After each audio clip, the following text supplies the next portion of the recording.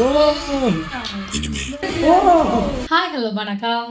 Welcome back to நம்ம react. இன்றைக்கி நாங்கள் என்ன வீடியோ பார்க்க போகிறோம்டா, நம்மளை கிருத்திக் ரோஷன் நடிச்சு என்டிஆர் நடிச்சு வெளியாக இருக்க படம் தான் வார்.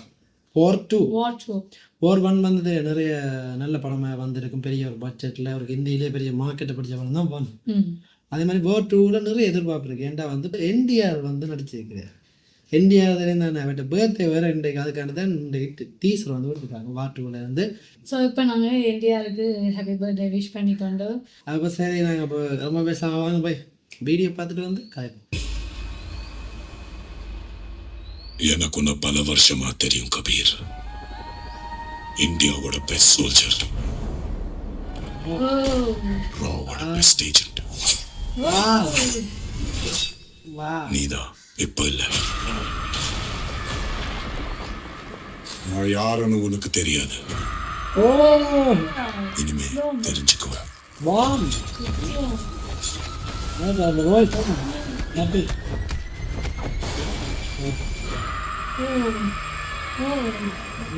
கமாண்டா Mike get ready for war. பண்ணு தானடா. வா வா ஓ ஓ ஓ ஆ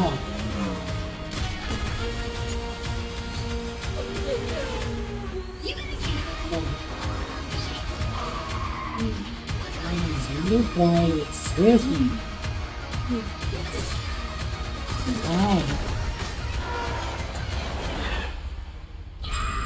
Wow. Nice. ஓ எதுலதானா? ஓ என்ன அழுகுறாங்க?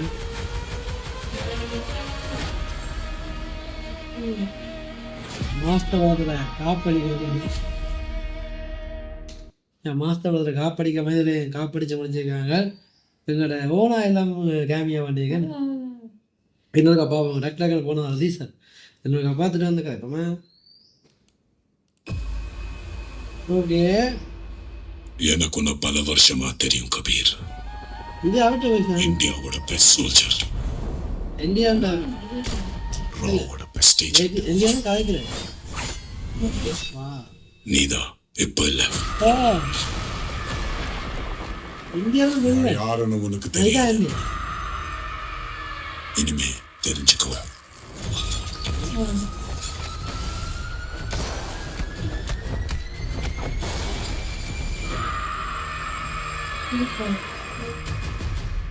Get ready for war.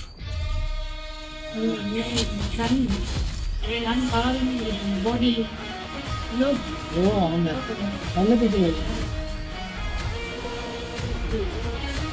Graphics சொல்லுவாங்க.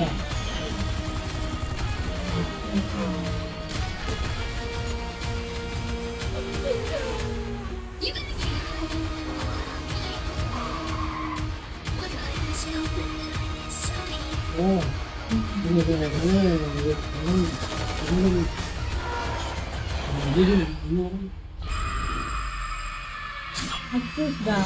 நல்லா இருக்கு பேக்ரவுண்ட் ஐஸ்.